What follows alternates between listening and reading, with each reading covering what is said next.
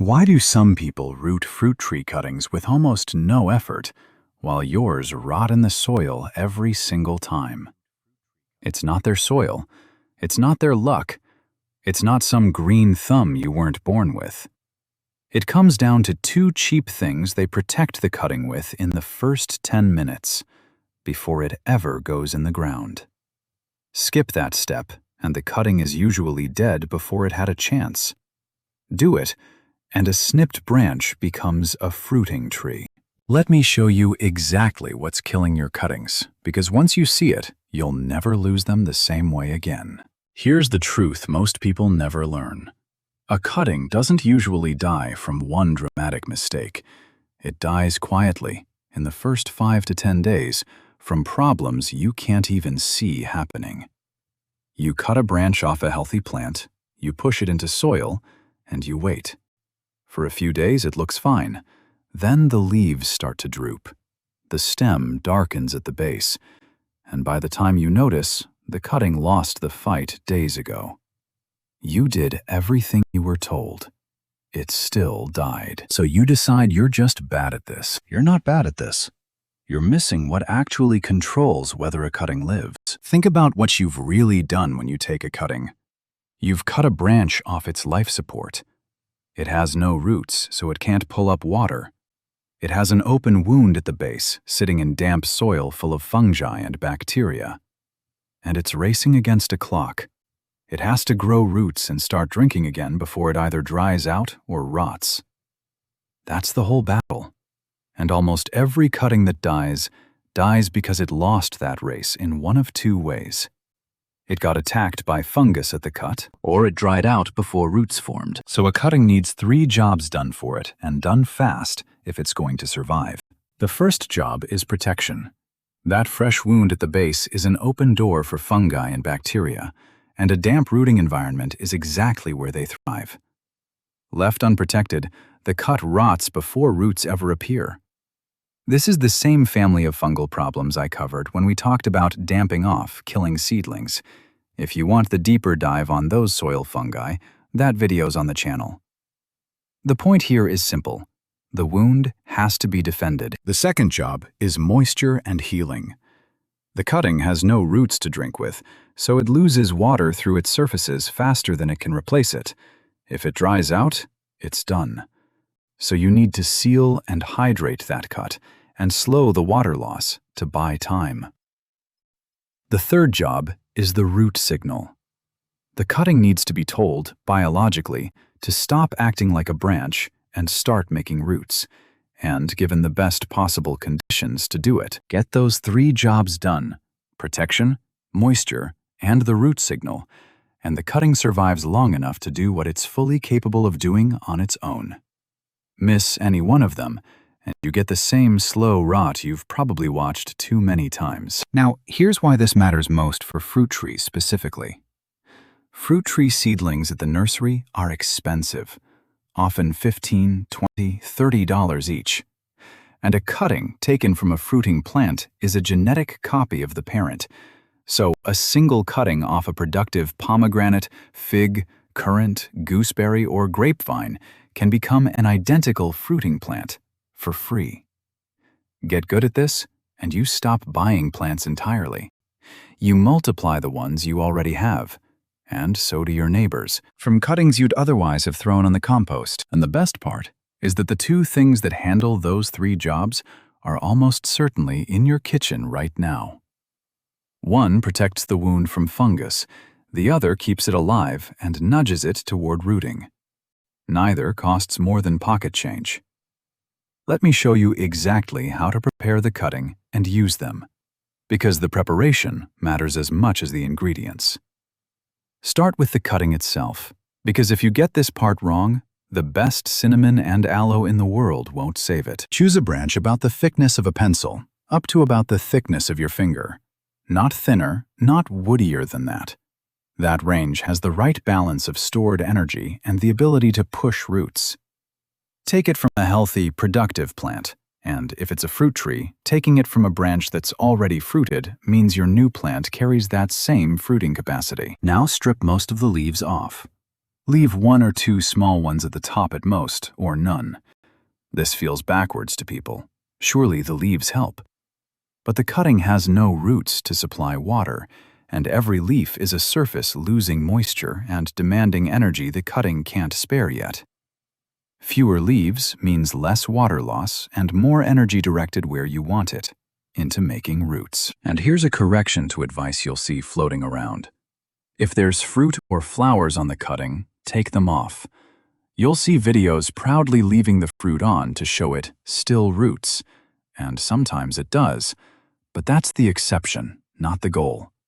Fruit and flowers pull enormous energy toward themselves, energy the cutting desperately needs for root formation. You're not trying to keep the fruit alive, you're trying to grow roots. Strip them, and you stack the odds in your favor. Next, the step almost everyone skips, and it genuinely changes your success rate. Take a knife and gently scrape away the outer bark from the bottom inch or so of the cutting, about 2 to 2.5 centimeters. Just the thin outer layer exposing the green tissue underneath. This is called wounding, and it's not damage, it's a trigger. That wounded zone is where the plant concentrates the cells that form callus and then roots. You're deliberately creating the site where roots will emerge, and exposing more surface to contact the moisture and the rooting aids. A scraped cutting roots far more readily than an untouched one, so now you've got a cutting the right size, most leaves removed, fruit removed, and the base scraped clean. It's ready for the 2 ingredients. First, the protection.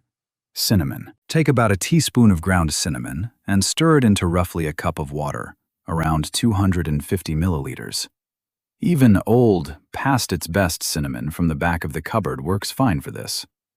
Then, stand the scraped end of your cuttings in that cinnamon water and let them soak for about 10 minutes.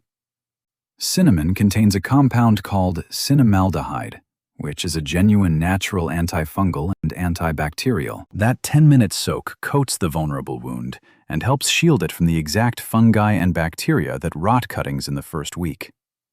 I went deep on why cinnamon works against these fungi in another video about saving seedlings. If you want the full breakdown of the chemistry, it's on the channel. For now, just know this. The cinnamon is doing the first job, protecting the wound. Don't throw that cinnamon water out, by the way. We'll use it again at the end. Now the second ingredient, the one that handles moisture and gives the root signal. Aloe vera. If you have an aloe plant, or a neighbor does, because almost everyone does, cut a leaf, let the yellow sap at the base drain off and discard it, then scoop out the clear inner gel. Coat the scraped base of your cutting in that gel. Here's what the aloe does, and I want to be honest about it rather than oversell it. The gel seals and hydrates the wound, holding moisture against the cut so the cutting doesn't dry out while it works on roots. It has antibacterial properties that add another layer of protection. And it contains compounds, including salicylic acid and others, that support healing and appear to encourage rooting. Now, to be clear, aloe is not as strong as a commercial rooting hormone like IBA. The big claims you'll see that it's a powerful natural rooting hormone are stretched. What aloe reliably does is keep that cutting alive, sealed, and hydrated long enough for it to root on its own. And that, far more than any hormone, is what decides whether a cutting survives. It's doing the second and part of the third job at once. So, with those 2 cheap ingredients and a properly prepared cutting, you've now covered all 3 jobs. The cinnamon protects the wound from fungus. The aloe seals it, hydrates it, and nudges it toward rooting. The wounding gave the roots a place to form. Everything that kills most cuttings has been addressed before the cutting even touches soil, which brings us to the soil, the watering, and the few weeks of care that turn this prepared cutting into a rooted, fruiting plant, including one watering mistake that can undo everything you've just done. Now plant the cutting, and the soil matters more than people think. Use a rich, organic potting soil that holds moisture well but still drains, something that stays damp without turning to mud. Fill a small cup or pot, and here's the detail you cannot skip. The container must have drainage holes in the bottom. I'll come back to why in a second, but a cutting in a cup with no drainage is a cutting you're about to drown. Push the prepared cutting into the soil just deep enough to stand on its own. You don't need to bury it deep. Firm the soil gently around it, just enough to hold it steady, because a cutting that wobbles keeps tearing the fragile new root tissue and never gets going. You can put 2 or 3 cuttings in one cup, that's fine. Just keep them stable. Now use that cinnamon water you saved. For this first watering only, water the cutting in with the leftover cinnamon solution, so all that antifungal protection soaks down into the soil around the wound.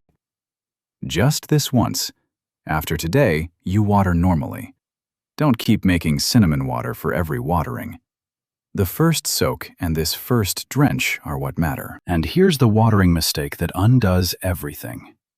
People here keep cuttings moist, and they drown them. Soggy soil, watered heavy every day, sitting in a cup with no drainage. That waterlogged soil starves the cut of oxygen and invites the exact rot you used the cinnamon to prevent. This is the same balance I talked about with damping off in seedlings, and it's worth repeating here. You want the soil consistently moist, but never waterlogged. That's why the drainage holes are non-negotiable. Water until the excess runs out the bottom, then let it be. Check daily, keep it damp, but let that water drain through every time. Moist, not swampy. Get that balance, and the cutting breathes while it roots. Miss it, and it rots, no matter how perfectly you prepped it. Then placement. Put your cuttings somewhere bright, but out of direct sun. This part trips people up.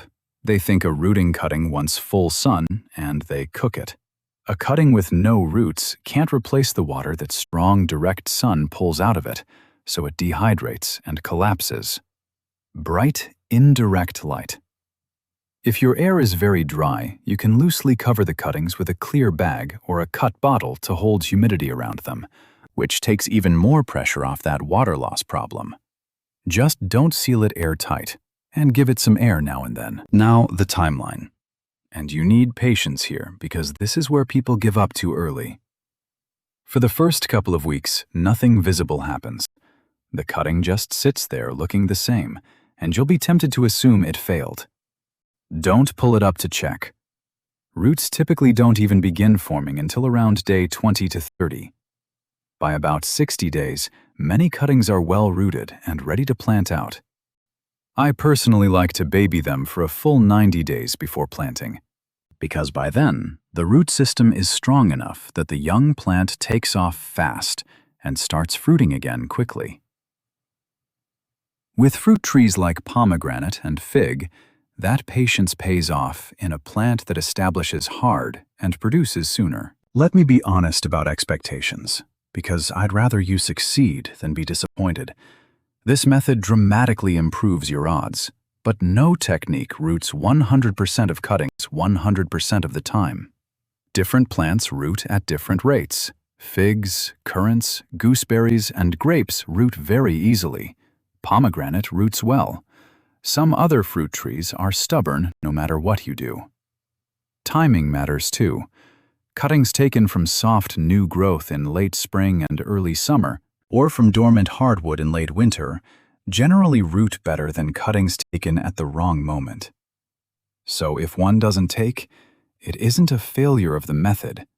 Take a few cuttings at once, knowing some won't make it, and you'll come out ahead every time. Step back and look at what you've actually built here.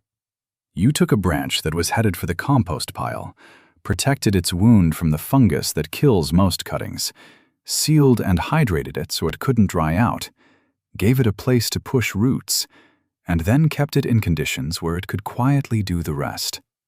3 jobs: protection, moisture, the root signal, handled with 2 things from your kitchen and a few minutes of work. That's the whole difference between a gardener whose cuttings rot and one whose cuttings become trees. And once you can do this, the economics change completely.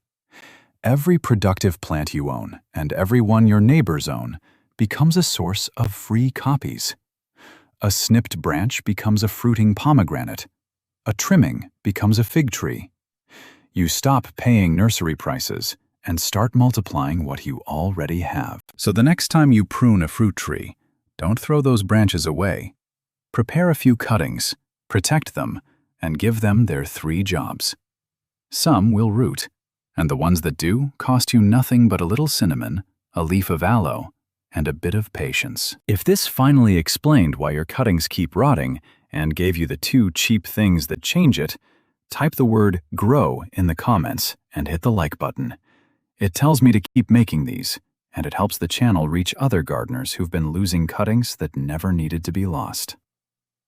Protect the cut. Keep it alive. Give it time. I'll see you in the next one.